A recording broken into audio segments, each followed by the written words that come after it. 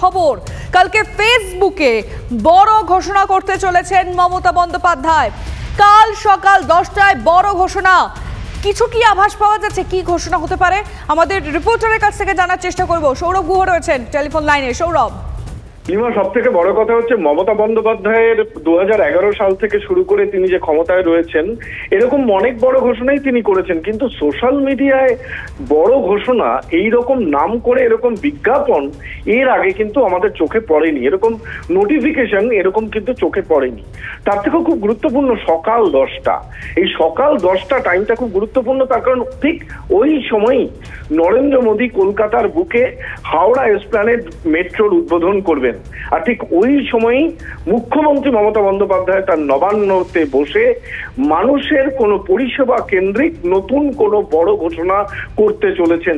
কি বড় ঘোষণা সেটা যেমন একদিকে চমকপ্রদ ঠিক লোকসভা নির্বাচনের আগে এক নরেন্দ্র মোদীকে 1 ইঞ্চি জমিও কিন্তু ছাড়তে চাইছেন না মমতা বন্দ্যোপাধ্যায়। কিন্তু সৌরভ, এটা তো প্রেস কনফারেন্স করে বা অন্যভাবেও সেটা জানানো যেত। Y social media?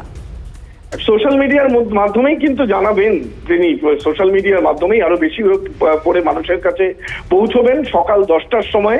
এবং সকাল 10টার সময় যখন একদিকে ইনাগুরেট করবেন প্রধানমন্ত্রী উন্নয়নমূলক কর্মসূচিকে হাতিয়ার করে আগামী লোকসভা নির্বাচনের দিকে এগোবে তার দল বিজেপি। বেশ, দেখা যাক কাল সকাল 10টায় আমাদের প্রত্যেকের নজর থাকবে সৌরভ যে মুখ্যমন্ত্রী কি বড় ঘোষণা করতে চলেছেন।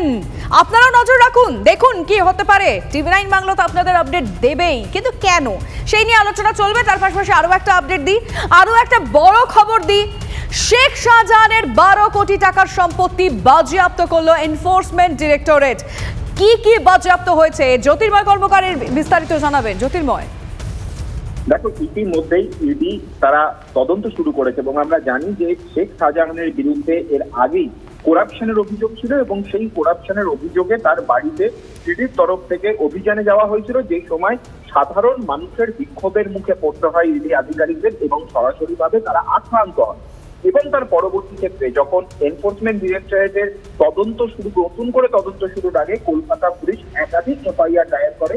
এই এফআইআর গুলির মধ্যে গুরুত্বপূর্ণ ছিল খুনের মামলা, খুনের চেষ্টার মামলা এবং তার পাশাপাশি মানুষের জমি দখল সহ মানুষকে ভয় দেখানো এবং আরো বেশ কিছু গুরুত্বপূর্ণ অভিযোগ রয়েছে। এই সংক্রান্ত অভিযোগগুলো ইডিও খতিয়ে দেখেছে এই এফআইআর এবং সেখানে দেখা যাচ্ছে যে প্রসিড অফ ক্রাইমে সরাসরিভাবে আর্থিকভাবে লাভবান হওয়ার প্রমাণ পাওয়া গিয়েছে এবং তার প্রেক্ষিতেই তদন্ত করতে গিয়ে মোট 12.78 কোটি টাকা বাজেয়াপ্ত করা হয়েছে এবং এই 12.78 কোটি টাকার মধ্যে 14টি স্থাবর সম্পত্তি রয়েছে, যার মধ্যে একাধিক জায়গাতে অ্যাপার্টমেন্ট রয়েছে, এগ্রিকালচার ল্যান্ড রয়েছে, ভেড়ির জমি রয়েছে, পতিত জমি রয়েছে এবং বিল্ডিং রয়েছে, একাধিক বিল্ডিং রয়েছে এবং সেগুলো সরবেলিয়া গ্রাম, সন্দেশখালী এবং কলকাতা শহরের বিভিন্ন জায়গায় ছড়িয়ে ছিটিয়ে রয়েছে এবং 2টি ব্যাংক অ্যাকাউন্ট অ্যাটাচ করা হয়েছে এবং শেখ শাহজাহান সহ যারা এই ঘটনার সঙ্গে অভিযুক্ত তাদের ক্ষেত্রেও এই ধরনের একাধিক সম্পত্তি। বুঝতে পারলাম জ্যোতির্ময়, অনেক ধন্যবাদ। নারদকাণ্ড একটা চক্রান্ত। বর্তমান বিরোধী দলনেতা শুভেন্দু অধিকারী সহ তৃণমূলের নেতারা সকলেই চক্রান্তের শিকার। মঙ্গলবার এমনই রায় দিলেন সদ্য পদত্যাগী বিচারপতি অভিজিৎ গঙ্গোপাধ্যায়। চক্রান্তের জন্য অভিজিৎ কাঠগড়ায় তুলেছেন তৃণমূলের সেকেন্ড ইন কমান্ডকে। তদন্তের আগে শুভেন্দুকে কেন ক্লিন চিট, পাল্টা প্রশ্ন তৃণমূলের। দুর্নীতি বিরোধী লড়াইয়ে সদ্য বিচারপতির চেয়ার ছেড়ে রাজনীতিতে এসেছেন অভিজিৎ গঙ্গোপাধ্যায়। যোগ দিচ্ছেন বিজেপিতে। এই দলেই রয়েছেন নারদ দুর্নীতি মামলায় অভিযুক্ত শুভেন্দু অধিকারী। সাংবাদিক বৈঠকে এ বিষয়ে প্রশ্ন করা হলে অভিজিৎ বাবু জানান, নারদকাণ্ড পুরোপুরি চক্রান্ত। এই চক্রান্তের জন্য নাম না করে অভিষেক বন্দ্যোপাধ্যায়কে দায়ী করেন তিনি। নারদকাণ্ড একটা চক্রান্ত। একটা লোক আছে তালপাতার সেপাই না সেনাপতি কি বলে ডাকে সব তৃণমূলের নেতারা থাকে, সে অ্যালকেমিস্ট বলে একটা কোম্পানি ছিল তার খুড়শ্বশুরের, তাকে দিয়ে এই পুরো কাণ্ডটা করেছিল। এটা একটা চক্রান্ত। কেন এই চক্রান্ত করা হয়েছিল তারও ব্যাখ্যা দিয়েছেন বিজেপি মুখী অভিজিৎ গঙ্গোপাধ্যায়। তখন সেই তালপাতার সেপাই রাজনীতিতে দাঁড়াতে চাইছিল, তখন সে চায় যে তার বিভিন্ন যে সিনিয়র নেতা যারা আছে তাদের নামে একটা বদনাম রটিয়ে দিতে, সেই জন্য এই কাজটা করা হয়েছিল। সুতরাং এইটা কোনো দুর্নীতির সঙ্গে এর সংস্থার অনেক দূরে। আগে চক্রান্তের দিকটা দেখতে হবে যে কে চক্রান্তটা করেছিল। হুবহু এই কথা আগে একাধিকবার বলেছেন শুভেন্দু অধিকারীও। ওই নারদা স্টিং অপারেশন ছাড়া আমার বিরুদ্ধে প্রমাণিত কোনো অভিযোগ নেই, এবং সেটাও আপনারা জানেন যে ইকবাল আহমেদ, সুলতান আহমেদরা তারা সেখানে কি রোল প্লে করেছিল। তারা পলিটিক্যাল ইলেকশনের সময় সাবস্ক্রিপশনের কথা বলেছিল, এবং সেটা করাপশন ছিল না, কনস্পিরেসি ছিল। কনস্পিরেসি মেড বাই দি ভাইপো। তৃণমূল কংগ্রেসের বিরুদ্ধে যারা সহ্য করতে পারতো না, যাদের মনে করেছিল যে আগামী দিনে এরা ব্যারিয়ার, সে তাদের বিরুদ্ধেই ম্যাথুকে কেডি সিংয়ের মাধ্যমে ইউজ করা হয়েছিল। নারদ মামলায় তৃণমূলেরও তৎকালীন বহু সাংসদ, মন্ত্রী, নেতাকে টাকা নিতে দেখা গিয়েছিল বলে অভিযোগ।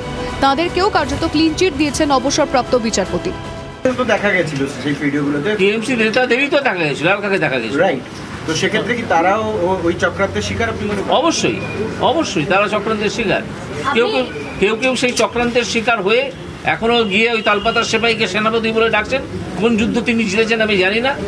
অভিজিৎ বাবু এক সাক্ষাৎকারে এমনও দাবি করেছেন যে শুভেন্দুর যে ছবি নারদকাণ্ডের ভিডিও দেখা গিয়েছিল তাতে তিনি টাকা নিচ্ছিলেন, তার কি প্রমাণ আছে? তার এই পর্যবেক্ষণ নিয়ে প্রশ্ন তুলতে ছাড়েনি তৃণমূল। নারদ মামলায় উনি প্রকাশ্যে বলেছেন ওটা কি ছিল, ওটা কি কাগজে মুড়ে, ওটা কি ছিল, ওটা কি টাকা, ওটা কি ঘুষ? পরিষ্কার বক্তব্য।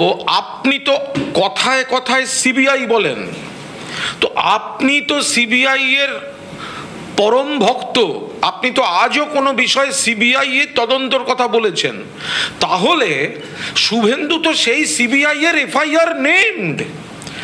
তাহলে আপনি যে দলটায় যোগ দিচ্ছেন বিজেপি, সেই দলটাই তো এই ভিডিওটার ফুটেজটা বার করে শুভেন্দু অধিকারীকে চোর বলে সিবিআই চেয়েছিল। তাহলে সেই শুভেন্দু অধিকারী যখন গ্রেফতারি এড়াতে দলবদল করলো, আপনি কেন তদন্তের আগে আপনি ক্লিন চিট দিচ্ছেন কি করে? 2016 সালের বিধানসভা নির্বাচনের আগে প্রকাশ্যে আসে নারদ ভিডিও, যেখানে শুভেন্দু অধিকারী সহ তৃণমূলের একাধিক মন্ত্রী নেতাকে টাকা নিতে দেখা যায়। ঘটনার তদন্তে নামে সিবিআই। সেই মামলায় ফেরহাদ হাকিম, সুব্রত মুখোপাধ্যায়, শোভন চট্টোপাধ্যায় সহ একাধিক তৃণমূলের নেতাকে গ্রেফতারও করা হয়। কিন্তু সেই স্টিং অপারেশনের সময় যারা সাংসদ ছিলেন তাদের কারো বিরুদ্ধে তদন্ত করার অনুমতি মেলেনি। দীর্ঘ 8 বছর কেটে গেলেও এ ব্যাপারে উচ্চবাচ্য করেনি লোকসভার প্রিভিলেজ কমিটি। ফলে জিজ্ঞাসাবাদের মুখে পড়েননি এখন রাজ্যের বিরোধী দলনেতা শুভেন্দু অধিকারী। বর্তমানে নারদ মামলার তদন্ত করছে ইডি। সেই তদন্তে কি উঠে আসে সেই দিকে তাকিয়ে যুযুধান দুপক্ষই। Bureau report, TV9 Bangla. প্রাক্তন বিচারপতি অভিজিৎ গঙ্গোপাধ্যায়কে করা জবাব অভিষেক বন্দ্যোপাধ্যায়ের। বিচারপতি থাকা অবস্থায় বিজেপির সঙ্গে যোগাযোগ রেখেছেন। অভিজিৎ গাঙ্গুলি এই কথা কার্যত স্বীকার করেছেন। আমি খুশি উনি অন্তত সত্যি কথাটা বলে দিয়েছেন। কটাক্ষ অভিষেকের।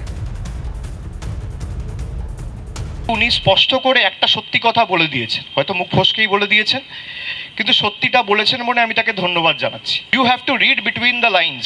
তার মানে স্পষ্ট করে বলছেন যে আমি যখন বিচার ব্যবস্থায় বিচারকের চেয়ারে বসে বিভিন্ন শুনানিতে আমার রায় দিয়েছি বা আমার এজলাসে যে সমস্ত ঘটনার শুনানি হয়েছে, সেই সময়ে বিজেপি আমার সাথে যোগাযোগে ছিল এবং আমি বিজেপির সাথে যোগাযোগে ছিলাম। বাকিটা আমি সাধারণ মানুষের কাছে ছেড়ে দিলাম। সদ্য তৃণমূল ছেড়েছেন, বিধায়ক পদ থেকেও ইস্তফা দিয়েছেন। তারপর থেকেই তাপস রায়কে নিয়ে জল্পনা তুঙ্গে। সূত্রের খবর, আগামীকাল সল্টলেকে বিজেপি দফতরে যাবেন তাপস রায়। শুভেন্দু অধিকারী এবং সুকান্ত মজুমদারের সঙ্গে বৈঠক করবেন তিনি।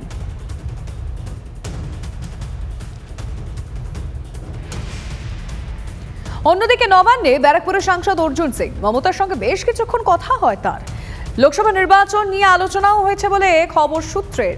জেলার দলীয় কোন্দল নিয়ে দলনেত্রীকে অভিযোগ করেছেন অর্জুন সিং। ব্যারাকপুর আসন নিয়েও আলোচনা মমতা অর্জুনের, এমনটাই সূত্রের খবর। এ নিয়ে তৃণমূলকে কটাক্ষ করেছেন বিজেপির রাজ্য সভাপতি সুকান্ত মজুমদার। তৃণমূলের সঙ্গে এখন লড়াই চলছে মন্তব্য সুকান্তর। তৃণমূলের মধ্যে এখন মারামারি চলছে, লড়াই চলছে। তৃণমূল এখন শ্যাম রাখবে না অর্জুন রাখবে তাই নিয়ে লড়াই করছে। তো এখন অর্জুনকে ঠিক করতে হবে, জালি শ্যামের কাছে থাকবে না অরিজিনাল শ্যামের কাছে আসবে, অরিজিনাল কৃষ্ণের কাছে আসবে। অরিজিনাল কৃষ্ণ তো বিজেপিতে আছে, তৃণমূলের টিকিটে তো সাংসদ হতে পারেনি, টিকিট দেয়নি তাকে কোনো দল। মমতা বন্দ্যোপাধ্যায় তো ভাটপাড়ার বাইরে অর্জুন সিংকে কোথাও বেরোতে দিত না।